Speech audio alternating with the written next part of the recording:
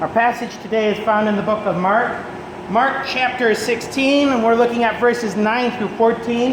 As I look at my bulletin, I realize I was in the middle of putting this stuff down when a little child came to me and said, "Dad, can you help me put my dress on?" And so that didn't get put in the bulletin. So it is the very end of Mark. So it's just before the book of Luke. So sorry, I also don't have the page number. I did find my pew Bible, though. It was in the kitchen. I don't know why I was in the kitchen. I do know why, but that's another story. But we're looking at Mark chapter 16, verses 9 through 14. And before we really get started, if you're looking in the pew Bibles, it has a note like, the earliest and most reliable manuscripts do not contain this. Okay?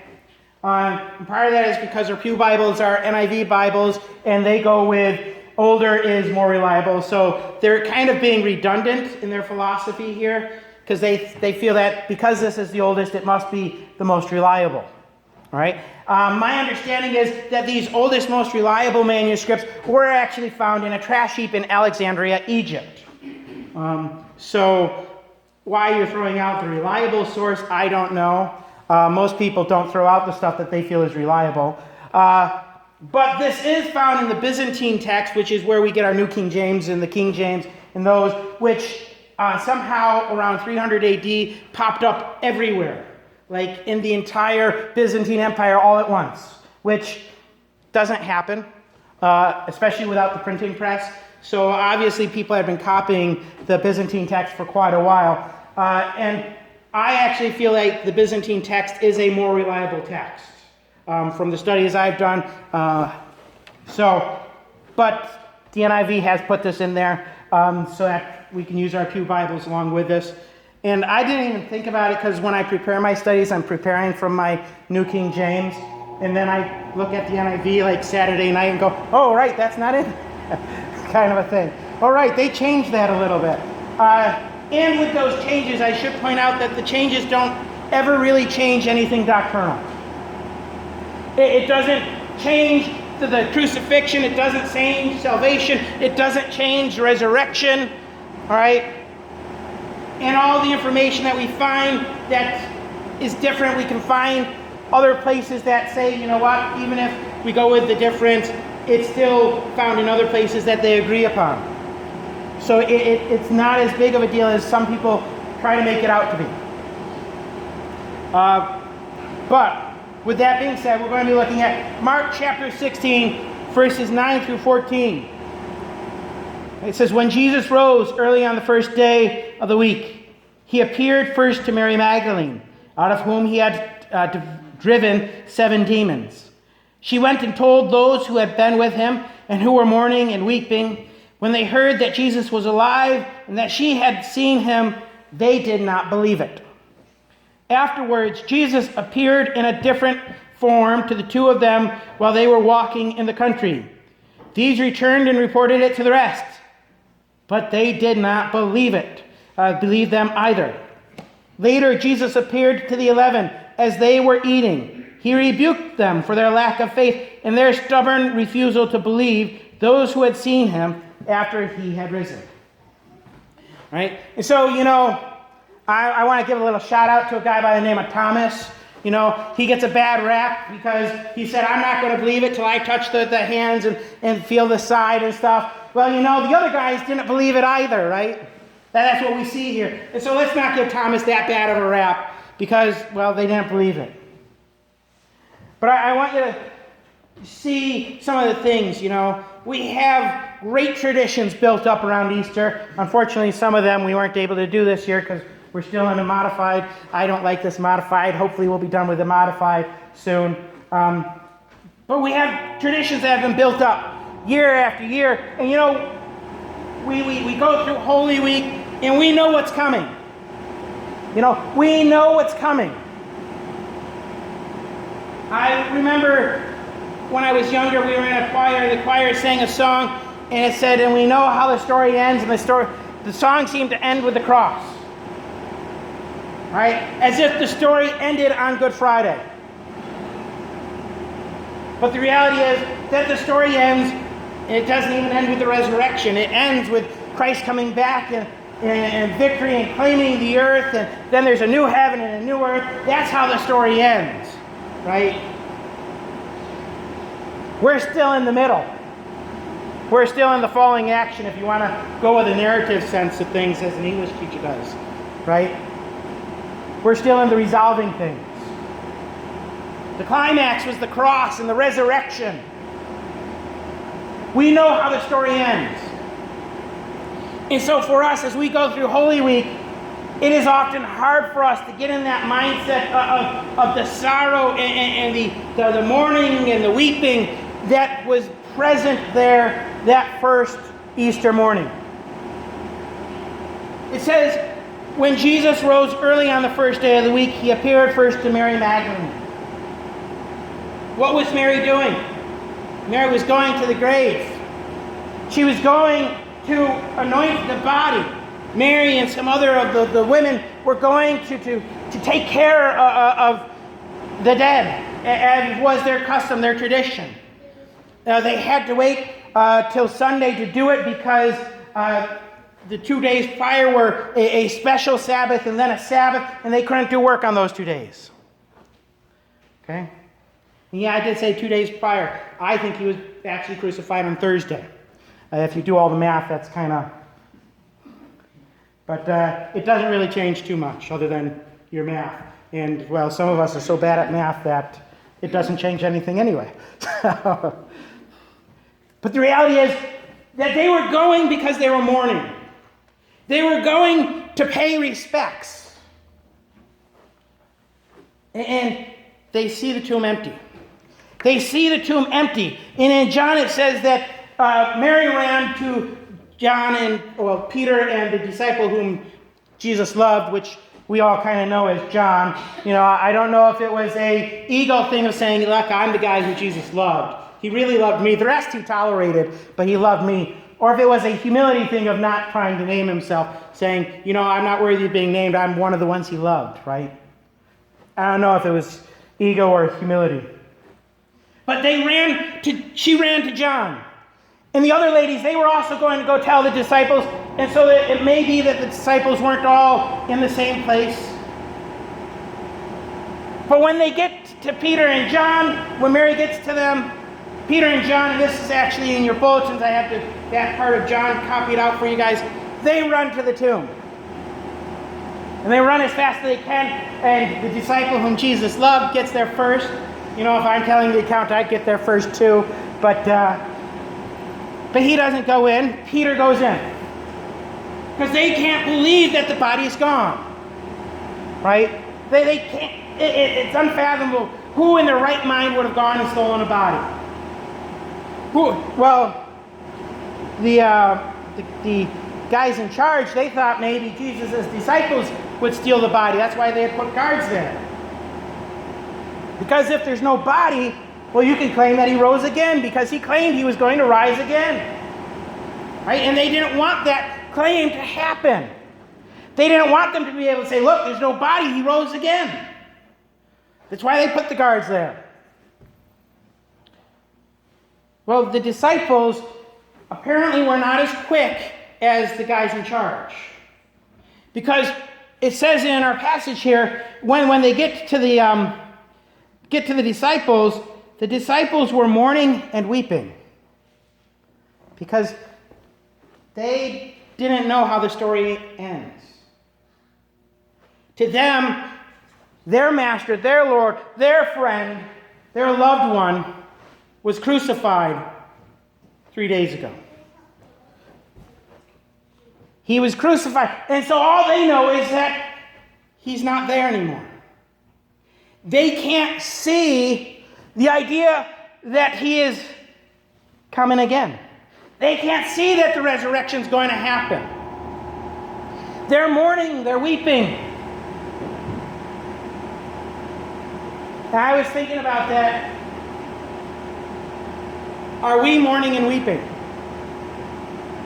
When really we should be celebrating. Because let's face it, the cross is where salvation happened.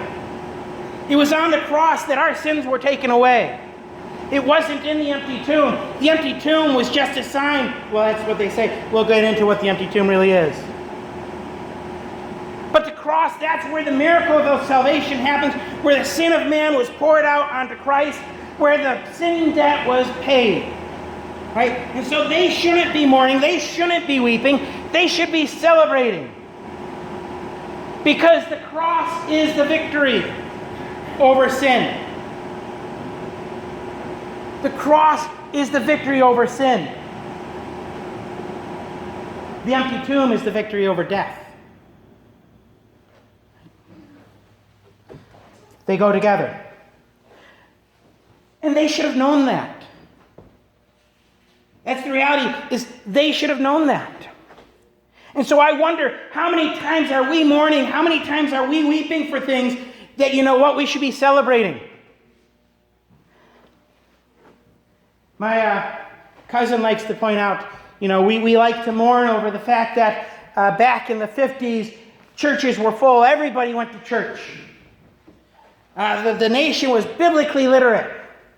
They knew the Bible, and today kids don't know the Bible. And he said, and we mourn and we weep over that. But the reality is now when you look at the church and you see it half empty, at least the people who are there actually believe. We're back in the 50s. No, it was something you did because you had to do it. Because that's what society did. It was a cultural thing, not an issue of belief. He said, look, this is something to celebrate. Now we know who the true believers are. There's a story of a church that was holding service, and the pastor was preaching, and while he was preaching, a couple of guys came in and they shot off a few rounds, and people started to scatter, and they said, look, anyone who doesn't believe, you can leave now. If you believe, you stay here and we're going to take care of you. And the people scattered, and then the few people that remained, and then the people with the guns looked at the preacher and said, all right, preacher, you can begin, because the true believers are here. Right? There are things that we lament, things we mourn, things we weep over, when really God is in control. In fact, Paul says it this way, rejoice always. And again, I say rejoice. You see, we may look at the world as though it is Good Friday. We may look at the world and look at it as though things are ending, things are being destroyed, we're losing. And the reality is that Jesus is still in control. The reality is the empty tomb still is there. The reality is we know how the story ends. It ends with Jesus coming again and taking us home. My son he's obsessed with the idea that, Dad, you're going to die someday. Mom's going to die someday. I said, you don't know that, son. Jesus may come back before then. And that's what I'm banking on. But if I do die someday, he'll still take me with him. Right? That's the resurrection. And we know that. So we should rejoice always. And I know it's easier said than done because there are things we don't understand. You know what? The disciples, they were weeping, they were mourning. Why? Because there were things they didn't understand. There were ideas they didn't comprehend. Jesus had told them, look, just like Jonah was in the whale for 3 days and 3 nights, so must the Son of Man be in the ground or in the earth for 3 days and 3 nights. Which is, again, why I put it back on Thursday. There's that math thing, right? I can count 3 days and 3 nights. So, they heard these things. He said, look, if we destroy the temple, I will build it up again in 3 days. We understand, because we can look back and say, hey, look, we see that he was talking about the temple of his body. They cut him down, and 3 days later, he built it back up again. And he rose from the grave. They didn't understand. So it makes me wonder, we see more of the picture, so it's easy for us to go, why didn't you guys get this? What are the things that we're not getting? What are the things we're not understanding? And that's never an easy question to ask. Well, if I knew that, then I would understand it, wouldn't I? That's why we continue to study. That's why we continue to read, because there are things we still don't understand. You know, there's that question that everybody likes to pose, well, if God is so good, why is there suffering in the world? You know what? I don't fully understand that. I'll admit it. And I think part of that is because the suffering points us to Him. Part of that is the suffering is caused by our sin. There's a lot of reasons, but I don't fully understand it. Right? And so I continue to study, I continue to look, I continue to talk with Him and converse with Him. Because there are things we don't understand. And I think it's those things that cause us to weep, that cause us to mourn, that cause us from seeing what is going to happen, to see the glorious. And then there's that third thing about the disciples that we see in this. For each of these appearances, they appeared. They saw Jesus. Their hearts burned with a fire inside them when they talked with Jesus, when they walked with Jesus. And then they went and they told the people around them. They told the disciples, and they did not believe. Right? They did not believe. I think that we weep and we mourn because there are things we don't understand. And I think we weep and we mourn because there's still that bit of unbelief in us. There's still that moment where we say, you know what? Thomas is right. I want to touch the hands. I want to touch the side. You know? There's still a part of us that says, you know what? I can't believe this point until, right? When God says, no, I want you to believe all of it. I've given you my witness. I've given you my testimony. I want you to believe all of it. I want you to know. I want you to see. I want you to trust. And we may have that prayer that the centurion had. Lord, I believe, but help me with my unbelief. And so that's the question we need to ask ourselves. What are the areas where we don't believe yet? What are the areas that we haven't given our faith over to? You know, maybe it's hey, if you go out and witness, if you cast your net out, you'll draw in fish. It's one of my favorite stories is when Jesus is still getting to know Peter and Peter's still getting to know Jesus.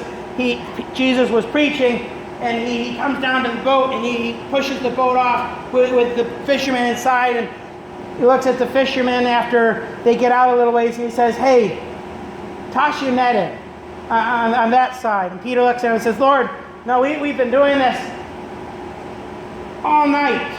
We know what we're doing, and there's no fish. It ain't going to happen. And Jesus says, toss your net in. He says, because you say so, Lord, I'll throw my net in. And he throws the net in, and as he pulls the net up, there are fish abundant. You know, maybe that is where we don't believe. We don't believe that if we toss the net in again, we're going to catch something. But he tells us, keep throwing the net out. Keep sharing, keep witnessing, keep telling others about me. And eventually, they'll come. There is I can't remember his name at the moment. Big time preacher. Major man of prayer. Prayed for a friend for 50 years. Passed away. And then his friend came to know Christ. You know, you don't know when it's going to happen, but you should still believe. And he prayed every day because he believed that Christ would bring his friend in. And I worry that there are places where we don't believe. Perhaps it's with our finances.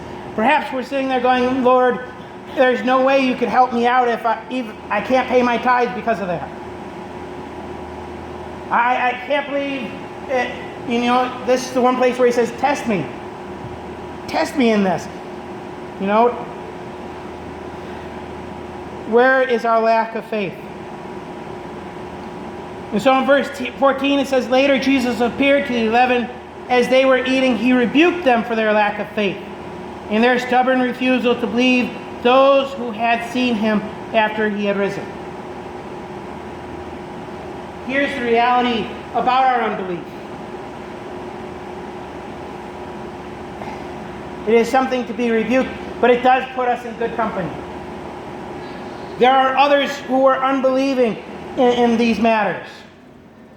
And they went on to build the church.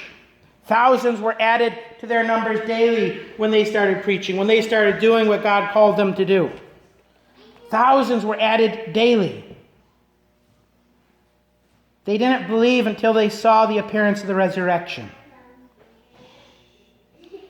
And I want you to see something that happened with the appearance of the resurrection. They were weeping. They were mourning. But now they have joy. Now they celebrate.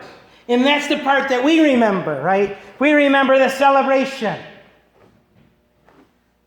And perhaps if we are weeping and we are mourning, we need to remember and reflect upon the resurrection. We need to seek Jesus out. We need to see his face. We need the appearance of the resurrection in our own lives. Something else happened when they saw the appearance of the resurrection. You see, they didn't understand, they didn't comprehend until they saw the risen Lord. And in seeing him, and coming to him, and knowing him, and touching him, they understood. And perhaps in those places where we're confused, in those places where we don't understand yet, we just need to look to that resurrection. We need to look to the empty tomb. See the risen Lord. See our Father's face. And maybe then we too will understand. We too can comprehend. And you know what? When they saw him, they believed.